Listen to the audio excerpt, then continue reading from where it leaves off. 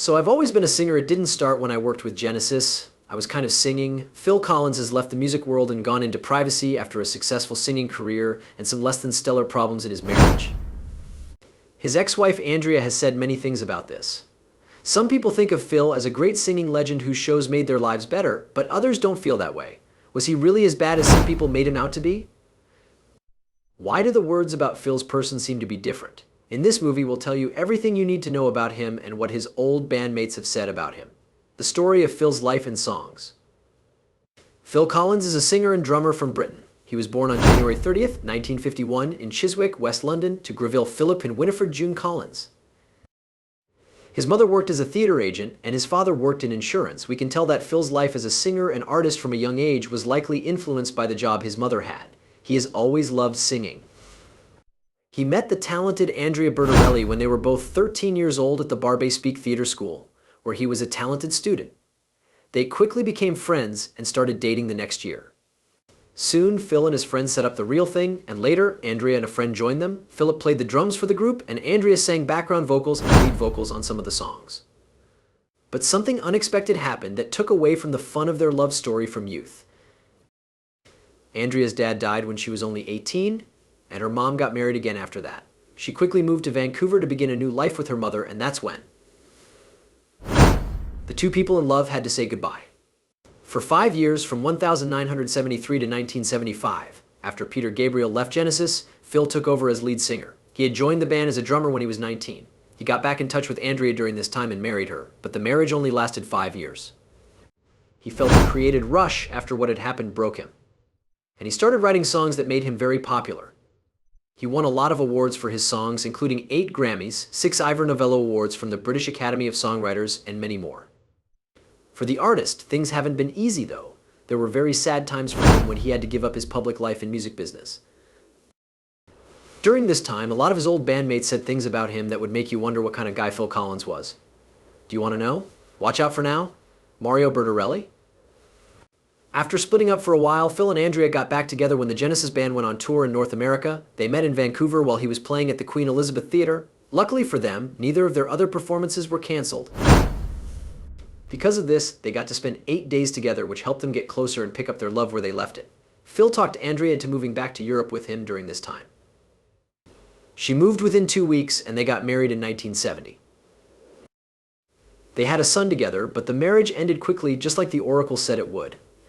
Andrea says that after Phil took over as band leader, the group was always on tour. Things went badly because he wasn't there much. She had an affair, and they broke up in 1975. In an interview with The Guardian years later, Phil said that the effect took his musical imagination to a whole new level and helped him write some of the hit songs he was known for at the time. Phil was often asked if it didn't make him feel bad to air his dirty clothes in public. But he often said that was the only way he knew how to write songs. It wasn't good for his ex-wife, who felt like she had to be in the focus after he published his autobiography, Not Yet Dead, in 2016. It was her claim that the book lied about her and their relationship, hurt her image, and caused her a lot of pain. She also says in the book that he made her look like a crook, a bad mother, and a housewife. In spite of that, she left him because he was cheating on her. Because of this, she also sued him for libel for the harm she thought he caused her. Isn't it sad? Peter Gabriel, besides his wife, Peter Gabriel also had something to say about Phil Collins. He was the leader before Phil Collins left Genesis and took over. A lot of people still say that something didn't seem right with his leaving, and that they probably didn't like each other. But Gabriel's own words show that this offering might not be true.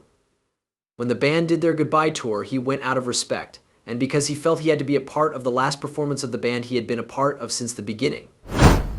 He said Phil was a real workaholic, and said they broke up not because they didn't like each other or had problems, but because everyone agreed to go their separate ways. Even though they were no longer together, they stayed friendly over the years. Gabriel sent Phil Collins a touching message on tape while he was on the This Is Your Life show in 1988. He talked about how he gave him Fiverr in 1972, how Phil played the drums better than him, and how happy he was with how well Phil had done for himself. He was thrilled with his quick rise to fame. People could also tell how real his words were by the time the message was recorded. It was while Peter was on tour with Amnesty International, and he didn't do it because he was bored or because he felt like he had to. Anyone would have liked to have Chester Thompson on their team. He really was, because he had shared the stage with renowned musicians like the Bee Gees and Frank Zappa. The first time he met Genesis was at an audition in 1977, and kept working with Collins even after the band broke up. That being said, not all of his thoughts of him were pretty good. Collins let him join the band right away after hearing his music without even auditioning him. It was the hardest culture and musical change he's ever had to make. He was the only American in the band, everyone else was British. But Phil also liked American jazz music, which was interesting to him. And that was a big thing that brought them together. He often looked to Phil Collins if something went wrong on the live shows, but he didn't seem to feel very close to him despite this. This made it hard for them to work together, and they had many on and off times before he finally settled down with him again in 2010. Work with him wasn't always easy, even at this point. He remembered a time when he yelled at him in front of other people because he looked angry at him. He had no idea Colin was having personal problems, and working with him felt different after that. It didn't feel the same anymore. Even years after they stopped working together, they never got to talk again. Mike Rutherford, get ready to be amazed by what the next person has to say. Everyone in Genesis had to go their different ways, but it wasn't because they were angry or had other problems that other bands had. Mike remembers having a great time with Phil. After they broke up, he started Mike plus the Mechanics and at one point asked Collins to play with him. Collins was the star of the show for them. Everyone was excited to see him perform and was looking forward to having a great time with him. I believe it will be very helpful for him. He told them that he was too talented to not do something in the world. Mike wrote his book, The Living Years. He said that the process of writing it made him think about their time at Genesis and made him realize how much fun they had. They were in a good spot at the time, and the friends they had made at Genesis were great. He thought that his friendship with Phil and Tony was special, and it was always fun to be on stage with them. Tony Banks. Tony Banks was one of Genesis's 3 best singers and played keyboards for the band. Some Genesis band members seemed to do well with their solo jobs after the band broke up, but he didn't seem to be doing as well, even though he always had one going on the side, even when Genesis was touring. It made him feel like the third member. He thought Phil was the kind of great musician you'd expect him to be. But when Mike, his coworker, also did well with his solo project, it made him feel bad about himself. He said he was okay with things the way they were, even though it didn't look like his singing career took off the way he had hoped after Genesis. Here's what he said about Phil that shocked me. He thought Phil could have done some things differently sometimes. Collins had said many times that Colin's song In the Air Tonight was based on a Genesis song. That wasn't the case, though.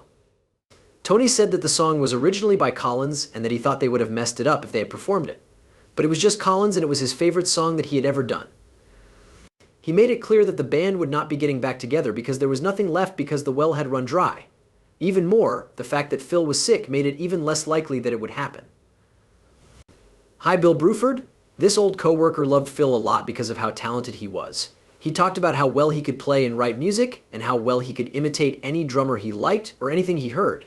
He was only with the band for a short time, but he didn't really fit in with Phil's style while he was there. He talked about how he loved making music that made people feel things, but he also loved making up songs on the spot when he was playing. Phil Collins didn't like this idea at all. Things were so stiff. He was even told to sing a song on stage just like Collins did it in the studio at one time. He didn't like this, and it made a split. Even so, he tells her that he worries about Phil Collins and finds it sad that he seems unhappy after all the success he has had. He thought he was the type of artist who could connect directly with his audience because his songs showed how he felt. Another thing he liked about Phil was this, and it made him sad that he had to deal with the health issues that made him sad and private. Nick Collins, the next guy will really surprise you. Nick and Phil were able to act on the same stage as a father and son, which is an honor not many people get to do. In this case, Phil Collins' son Nick started performing on stage with him when he was 15 years old. Nick thought it was a great chance, because he looked up to his dad and found it easy to play drums for him. Many people looked up to drummers, but it was easy for him to play for him because he just had to copy what he saw him do. Nick now plays with his own band, What You Know, and in an interview after playing at the Genesis last show, he talked about some things he learned about his dad. Phil had health problems that made it hard for him to perform, so it was hard for him to go on stage without playing. But knowing that his son was playing the drums instead of him made it a little easier. Besides that, he says that his father was done with singing after spending the best 50 years of his life on it. From what he had seen, the music had given him a lot and given him a lot in return. It looked good that he was now taking a break from the stress of that life. He felt it would be good for him to go through it. Daryl Sturmer Daryl was the only person who wasn't afraid to say how he really felt about Phil Collins. You'll be shocked by what he says about him. As the guitarist for the band, he said that the first time he heard Peter Gabriel play when he was still the lead singer for Genesis, he wasn't too pleased. When he joined Phil Collins' band Genesis, he became an important part of Collins' studio and live shows, as well as Collins' solo shows when the band wasn't together. Collins always wanted the exact performance done in the studio to be repeated on stage, which made it hard for him to get used to their style at first. He finally got used to the style because he learned by ear during that time. As a temporary but permanent part of the band, who mostly played on their tours, he loved his job. He didn't feel bad about it because he loved it so much. He often called himself the constant, part-time, temporary band member. Not even after Phil had retired did he not enjoy every chance they had to act together. He was impressed by how good Phil's solo album was. He thought he might never have time for the band again, but to his surprise, he kept working and writing songs for Genesis and his solo business. Really cool, don't you think? Hi, Steve Hackett. Steve said the nicest things about Phil when he was asked. He also gave his own unique thoughts on what he saw Genesis as being like when Gabriel and Colin were in charge. This was good because it was during Gabriel's time that John Lennon praised Genesis. Gabriel was more like David Bowes in that he acted visually for his audience. This praise was still one of the things that made him feel the best. But at the time Phil lived in, what interested him most was how he could hold his viewers in his hands. He thought it was really cool that he could connect with his viewers. It was Phil who found his ad where he said he was an able accordionist. He had already joined Genesis. He was so interested in it that he had to call him. Steve is thankful to Phil for calling him and saying that the call changed his life. While that was true, Phil wrote in his book that he wasn't honest when it was time for him to leave, but he didn't hold that against him. On the contrary, he said it was true because he knew Phil would try to talk him out of leaving. He knew that if he didn't do that, they would have worked together for many years because he loved him so much. He felt driven to leave because he wanted to work on his own, but he didn't think Phil or any of the other band members would agree with him. He thought they were trying to cut off his wings, which made him want to fly even more. You might think these are all nice words, but the next one will really hit you hard. James Page. 5 years after John Bonham's death, the band Led Zeppelin came back from an unplanned break to play for 20 minutes at Live Aid. It was meant to be a big comeback show and a get-together. They needed a drummer to play with them now, and Phil seemed like the best person for the job. He didn't know what he was going to do because he had never practiced with them. He had to take a jet to Philadelphia that day because he had already played in London. At most, he thought it was a solo act with a few other people in the band. He had no idea how big this was. On the way down, he listened to Stairway to Heaven to get better. It wasn't that easy, though. When he got there, he found out he would be playing with the full Led Zeppelin. Things didn't go as planned, though. When guitarist Jimmy Page talked about it later, he said Phil was the one who didn't know what was going on.